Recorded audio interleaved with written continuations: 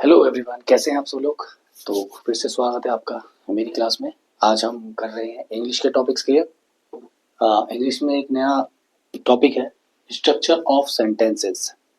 Structure of sentences, जैसा कि आपको इसके नाम से ही पता चल रहा है, स्ट्रक्चर मतलब का होता है बनाना किसी चीज को। ठीक है।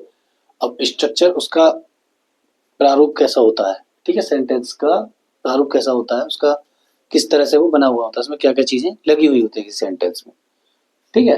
ये इसका बेसिक है, हालांकि ये पहले आना चाहिए था चैप्टर। तो इसमें देखिए, एक लाइन है, a sentence is a group of words that express A complete thought. Sentence जो होता है वो वर्ड्स का एक ग्रुप होता है, समूह होता है, उसमें वर्ड्स होते हैं जो क्या करते हैं, जो एक्सप्रेस करते हैं कंप्लीट थॉट को, है ना। वर्ड वर्ड से मिलकर एक सेंटेंस बनता है, उससे पूरा एक थॉट बनता है कि क्या हो रहा है, क्या किया जा रहा है, उसमें सेंटेंस में ये चीजें होती हैं। ठीक है। इसको एक एक तरह से और लिख लो, इसका बेसिक स्ट्रक्चर बना लीजिए।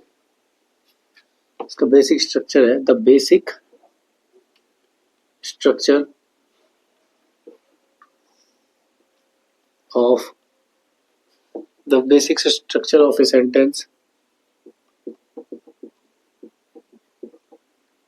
इज, इसका बेसिक स्ट्रक्चर होगा, कैसे होता है, subject plus verb plus object, ये इसका बेसिक है।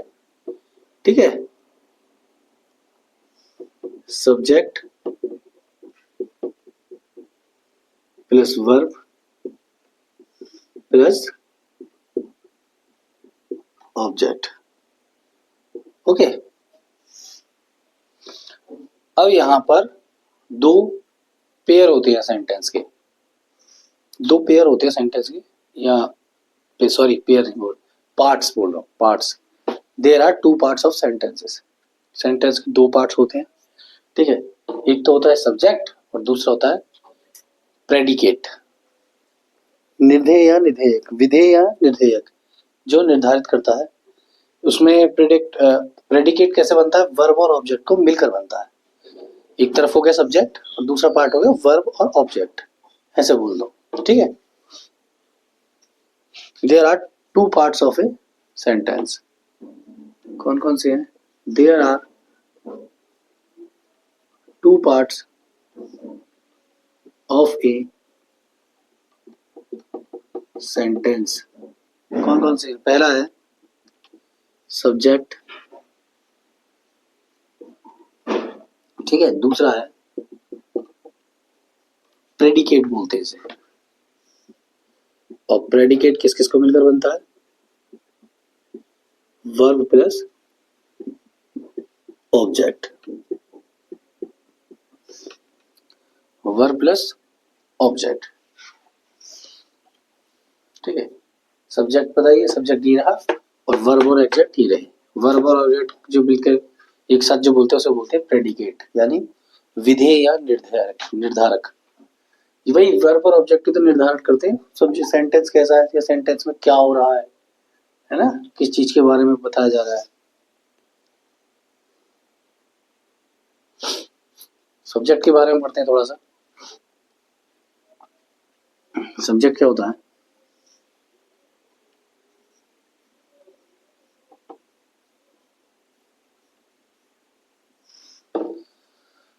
एक सेंटेंस में सब्जेक्ट क्या होता है, पर्सन होता है, प्लेस होता है, थिंग होता है ना। पर्सन के बारे में बात होती है, किसी जगह के बारे में, किसी चीज के बारे में।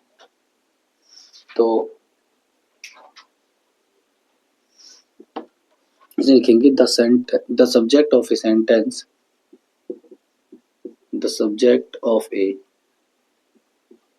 Sentence, the subject of a sentence is the person,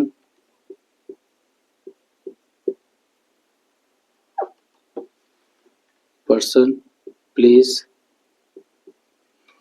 or thing that a sentence is about.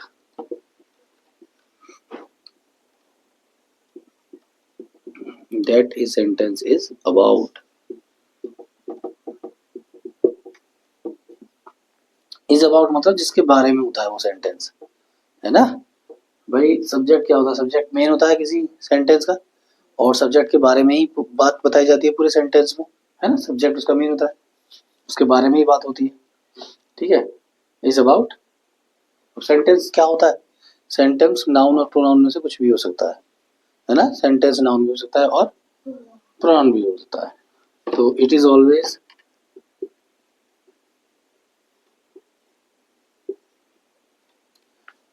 Always a noun और ए प्रोनाउन।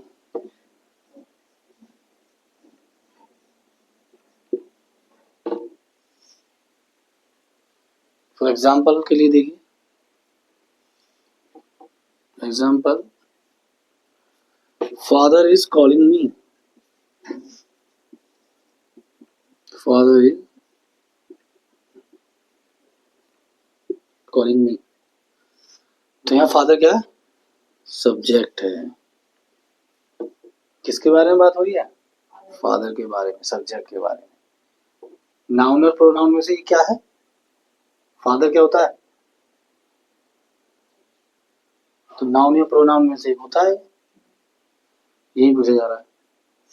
फादर सब्जेक्ट है जो एक नाउन या प्रोनाउन होगा जिसके बारे में पूरा सेंटेंस बात की जाएगी। फादर इज कॉलिंग मी, पिताजी मुझे बुला रहे हैं। कौन बुला रहा है, पिताजी बुला रहे हैं। तो किसके बारे में बात हो रही है, पिताजी के बारे में, ठीक है। टेंस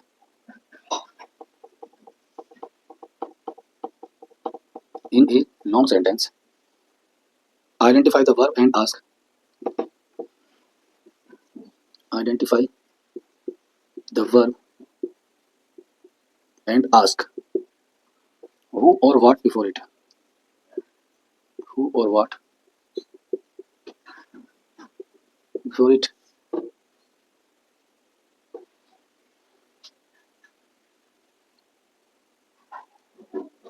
ठीक है ना, एक लंबे सेंटेंस में, बड़े सेंटेंस में आइडेंटिफाई द वर्ब, वर्ब को आइडेंटिफाई किया जाता है एंड आस्क हु और व्हाट बिफोर इट, और उससे पहले कौन और क्या पूछा जाता है, ठीक है। तो वर्ब जो होता है वो क्रिया होती है, यानी सेंटेंस के अंदर जो काम किया जा रहा है, जो क्रिया हो रही है, कार्य किया जा रहा है ना, वो वर्ब होता है। तो उससे पता लगता है कि क्या और क्यों और कौन की जवाब चीजें होती हैं, ठीक है, किया क्रिया करने पर। जैसे कि फॉर एग्जाम्पल में देखिए, last night the rain came,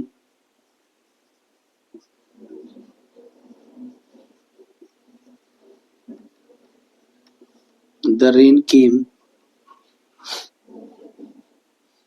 last night the rain came pouring down the hill.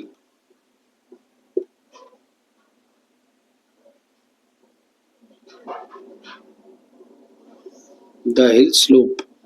रात, पिछली रात को कल रात ही बोलेंगे, लास्ट नाइट को जब चली कल रात बोलेंगे। कल रात पहाड़ी ढलानों से मूसलाधार बारिश हुई, कल रात पहाड़ी ढलानों से मूसलाधार बारिश हुई। तो इसमें क्या क्या चीजें कैसे है देखो, इन दी अबव सेंटेंस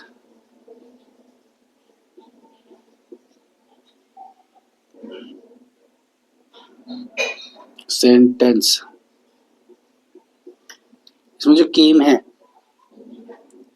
यह वर्ब, क्या है, वर्ब क्रिया हो रही है। और सब्जेक्ट क्या होगा इसमें,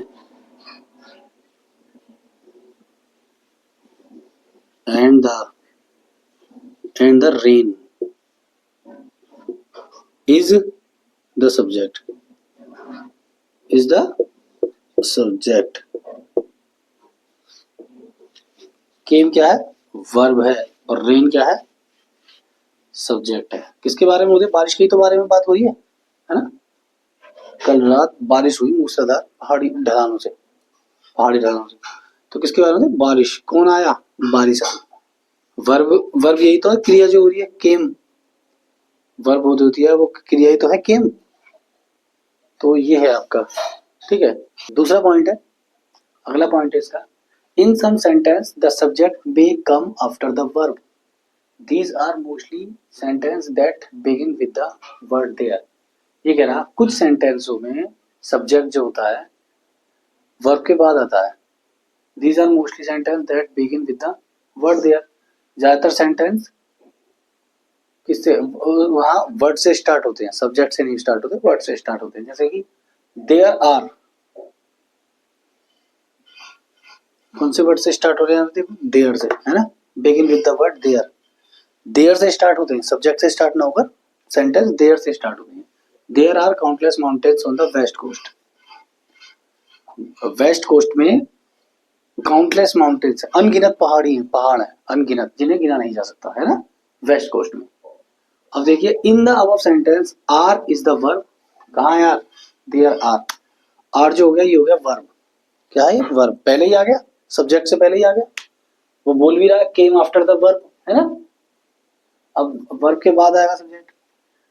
are is the subject, are is the verb and countless mountains is the subject. Countless mountains कहाँ लिख रहा है? ये रहा काउंटलेस माउंटेन्स, ये सब्जेक्ट है. यहाँ पर उल्टा हो रहा है थोड़ा सा. जो वर्ड देयर आर से स्टार्ट हो रहे हैं या तो वर्ब के बाद सब्जेक्ट आ रहा है, जिस उसमें वर्ब के बाद सब्जेक्ट आ रहा है वो किससे स्टार्ट होते हैं? देयर से. देयर से स्टार्ट होते हैं. There are countless mountains on the west coast. ठीक है. अब इससे अगला point, in some sentence the subject is not given. कुछ सेंटेंस में सब्जेक्ट ही नहीं दिया हुआ होता है. ठीक है. These are usually imperative sentence, जो ज्यादातर इम्पेरेटिव सेंटेंस होते हैं, where the subject you is implied but not given. यानी कि वहां पर सब्जेक्ट होता है यू, जो इम्प्लाइड होता है, लेकिन सेंटेंस में दिया हुआ नहीं होता, लिखा हुआ नहीं होता यू, लेकिन उसके अंदर कहीं ना कहीं सेंटेंस यू होता है. जैसे कि सिट एट दैट प्लेस, है ना, उस जगह पर बैठ जाओ. तो यहाँ पर यू इसके अंदर छुपा हुआ है. जैसे कि यहाँ लिख सकते हैं हम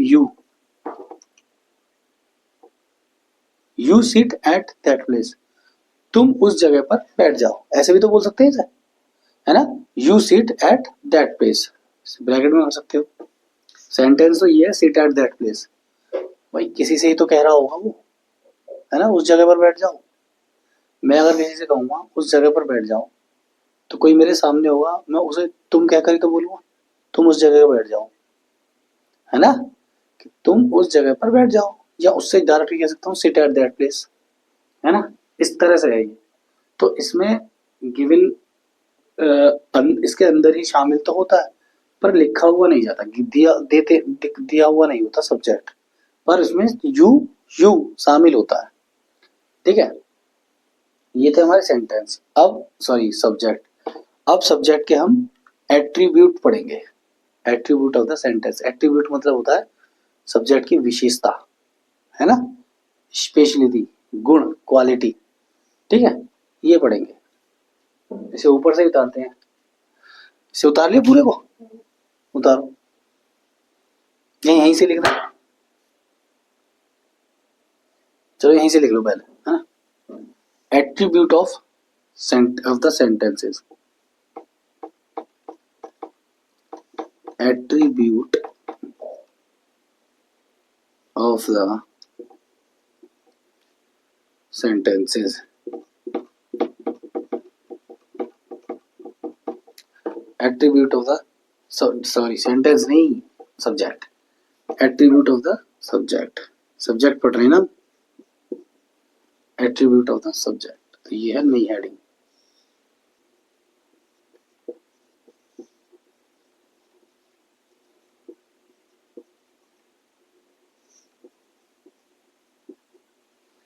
is the most important word.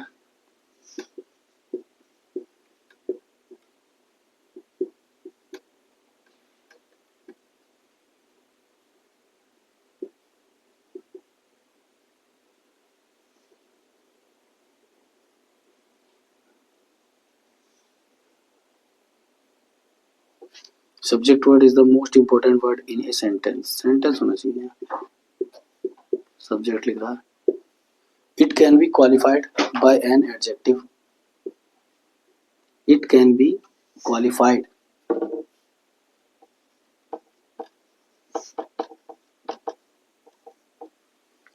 It can be qualified. It can be qualified by an adjective,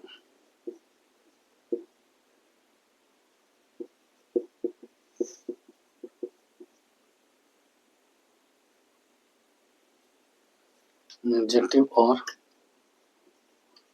another word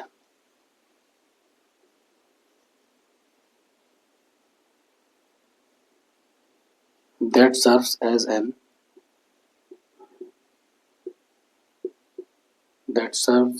an adjective.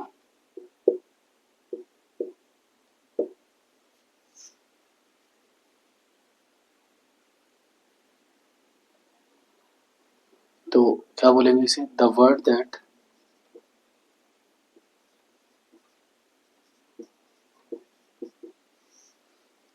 Qualifies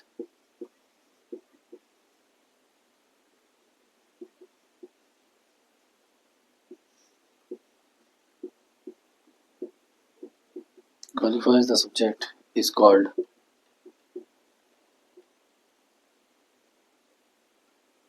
the attribute of subject.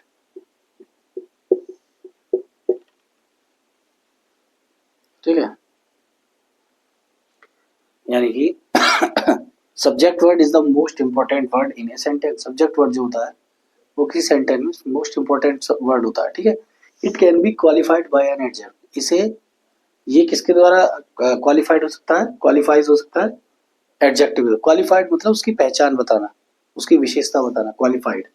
Adjective, adjective विशेषण ही तो होते हैं जो किसी की विशेषता बताते हैं, क्वालिटी बताते हैं. या किसी अनदर वर्ड से, या तो एडजेक्टिव उसको क्वालिफाइड करेगा या कोई अनदर वर्ड जो एडजेक्टिव की जगह ही सर्व्स होता है या एडजेक्टिव की तरह का वो क्रिया करता है, काम करता है. The word that qualifies the subject is called attribute of the.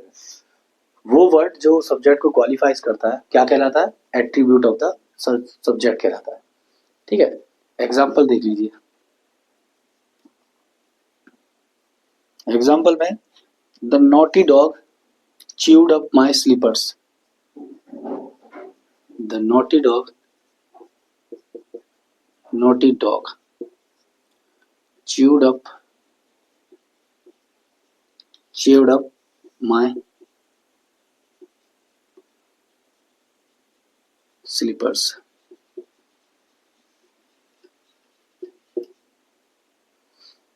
अब इसमें किसकी बात हो रही है? डॉग. डॉग एक सब्जेक्ट हो गया है ना, डॉग की बात हो रही है. शैतान या शरारती कुत्ता मेरी स्लीपर्स चबा गया. स्लीपर्स चबा दे, है ना, चबा लिए या चबा गया, है ना. तो यहाँ डॉग हो गया सब्जेक्ट. डॉग के बारे में बात हो रही है पूरी. ठीक है, अब क्रिया क्या कर रहा है? वो काम क्या किया उसने? चबाने का. चबा गया, ये क्या है? सब्जेक्ट तो ये हो गया. क्रिया कौन सी होगी? च्यूड. च्यूड मतलब क्या हो गया? ये हुआ क्या है? ये वर्ब हो गया. क्या है ये वर्ब है. अब डॉग कैसा है? क्वालिफाइज करना है ना डॉग को. डॉग कैसा है? नॉटी है डॉग, है ना. डॉग नॉटी है, तो ये नॉटी है एडजेक्टिव. एडजेक्टिव इसको क्वालिफाई कर रहा है ना, तो एडजेक्टिव फिर क्या हो गया? Attribute of the subject. ये नॉटी हो गया एट्रीब्यूट ऑफ द सब्जेक्ट. ठीक है, एट्रीब्यूट ऑफ द सब्जेक्ट. यानी डॉग की विशेषता, डॉग की गुण, क्वालिटी क्या है? कि वो नॉटी है ना. डॉग की क्वालिटी क्या है? कि वो नॉटी है. नॉटी है एट्रीब्यूट. ठीक है, नॉटी हो गया एट्रीब्यूट. इसे करें. अब नेक्स्ट पे चलते हैं.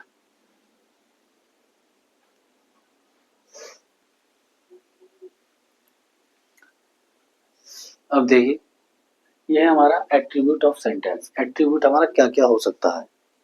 एट्रीब्यूट सिर्फ ऑब्जेक्ट ही नहीं हो सकता, एडजेक्टिव नहीं हो सकता. देखिए, the attribute of subject can be article, an adjective, A possessive noun और ए पॉजेसिव एडजेक्टिव. यानी हमारा जो एट्रीब्यूट है वो आर्टिकल भी हो सकता है, एक एडजेक्टिव भी हो सकता है, पॉजेसिव नाउन भी हो सकता है और पॉजेसिव एडजेक्टिव भी हो सकता है. ठीक है, पॉजेसिव एडजेक्टिव. अब देखिए किस किस आर्टिकल इस सेंटेंस में जो एट्रीब्यूट है, जो विशेषता बताएगा वो क्या है। चिल्ड्रन प्ले बास्केटबॉल, बच्चे बास्केटबॉल खेलते हैं। बच्चे तो हो गया सब्जेक्ट।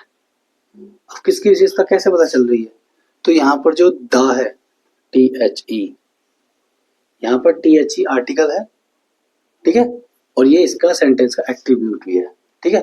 यहाँ पर एट्रीब्यूट जो है वो आर्टिकल के रूप में दिया हुआ है, द चिल्ड्रन प्ले बास्केटबॉल, यही था ना।